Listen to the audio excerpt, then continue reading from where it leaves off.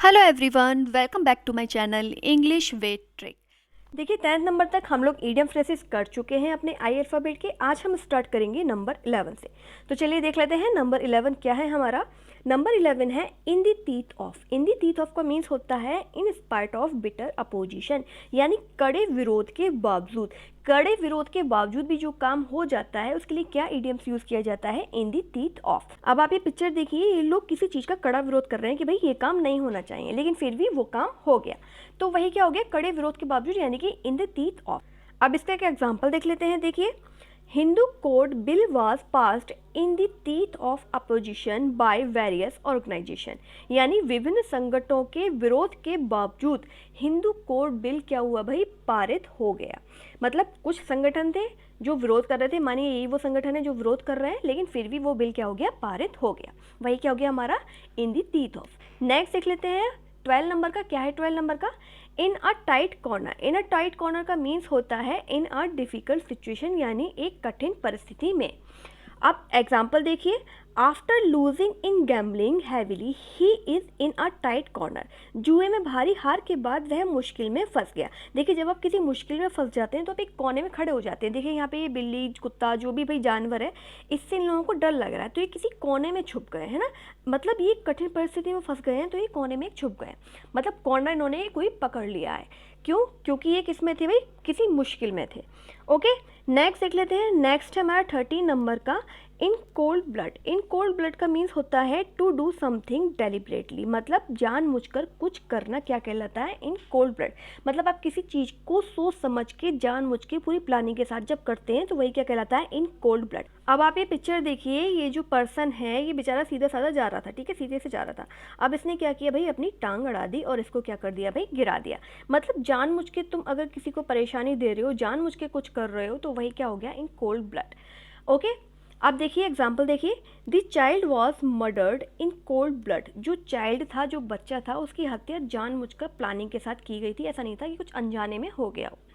I hope समझ में आ गया। नेक्स्ट देख लेते हैं 14 नंबर का, इन डोल्ड्रम। इन डोल्ड्रम मीन्स होता है टू बी डिप्रेस्ड, यानी कि उदास होना या उदासीन होना। जो हमारे इक्वेटर होता है ना, उसके आसपास का जो एरिया होता है वो डोल्ड्रम कहलाता है। क्यों कहलाता है? क्योंकि वहाँ पे जो आसपास की, देखिए यहाँ पे हवाएं होती हैं, बिल्कुल उदासीन होती हैं, मतलब ज़्यादा तेज हवाएं नहीं चलती। मतलब आप ये समझिए एटमॉस्फेयर कैसा होता है, बिल्कुल उदासीन होता है।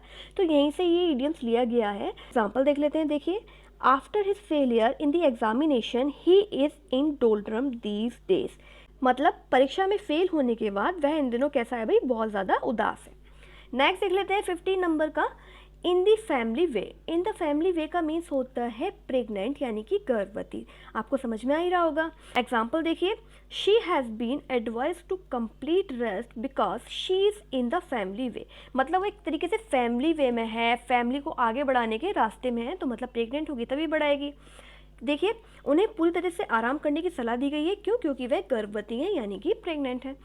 नेक्स्ट देखिए, नेक्स्ट है हमारा 16 नंबर का, आइवरी टावर। आइवरी टावर का मीन्स होता है इमेजिनरी वर्ल्ड, यानी काल्पनिक दुनिया। जब आप किसी काल्पनिक दुनिया में खोए रहते हैं, इमेजिनेशन करते रहते हैं, वही क्या हो गया आपका, आइवरी टावर। आइवरी होता है एक तरीके का सींग जो बिल्कुल टेढ़ा होता है, ठीक है।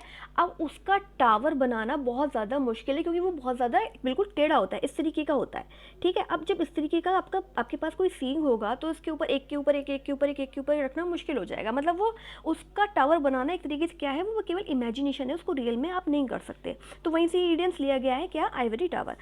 अब इसका एक एग्जाम्पल देख लेते हैं। देखिए, those who talks of violence as a useful tool in international politics live in an ivory tower. मतलब जो लोग अंतर्राष्ट्रीय राजनीति में हिंसा को एक उपयोगी उपकरण के रूप में देखते हैं, वे एक काल्पनिक दुनिया में रहते हैं। मतलब ऐसा नहीं कि आप हिंसा से ही सब कुछ कर सकते हैं, अहिंसा से भी बहुत कुछ किया जा सकता है। नेक्स्ट देख लेते हैं। नेक्स्ट है हमारा 17 नंबर का। क्या है 17 नंबर का, in the dumps. In the dumps का मीन्स होता है एट लो स्पिरिट्स। मतलब जब आपका मन बहुत उदास होता है, कहते हैं ना भाई मैं आज बहुत लो फील कर रहा हूँ, मतलब आपका मन उदास से कहीं लग नहीं रहा, तो वही क्या होता है, इन द डम्प्स। ओके, अभी देखिए बैठी है मैडम उदास सी, चेहरे से समझ में आ रहा होगा।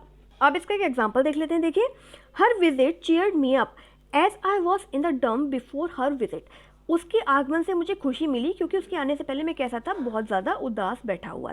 नेक्स्ट देख लेते हैं। नेक्स्ट है हमारा 18 नंबर का, in a Flutter. In a Flutter means होता है एक्साइटेड यानी कि उत्साहित। जब आप बहुत ज़्यादा एक्साइटेड होते हैं किसी चीज़ के लिए तो वही क्या हो गया, इन अ फ्लटर। एग्जाम्पल देखिए, my sister is in a Flutter today because she is going for the interview. मेरी बहन आज बहुत उत्साहित थी, बहुत ज़्यादा एक्साइटेड थी। क्यों थी? क्योंकि वह इंटरव्यू देने के लिए जा रही थी। पिक्चर देखिए, खुश हो रही है मैडम, क्यों? क्योंकि ये इंटरव्यू देने जा रही है। बहुत ज़्यादा कैसी है, ये एक्साइटेड है। आपको एक्सप्रेशन से ही समझ में आ रहा होगा। आई होप सारी चीज़ें आपको समझ में आ गई हो, क्लियर हो गई हो। और अगर वीडियो अच्छा लगा हो तो लाइक, सब्सक्राइब और शेयर करना मत भूलिएगा। Thank you very much.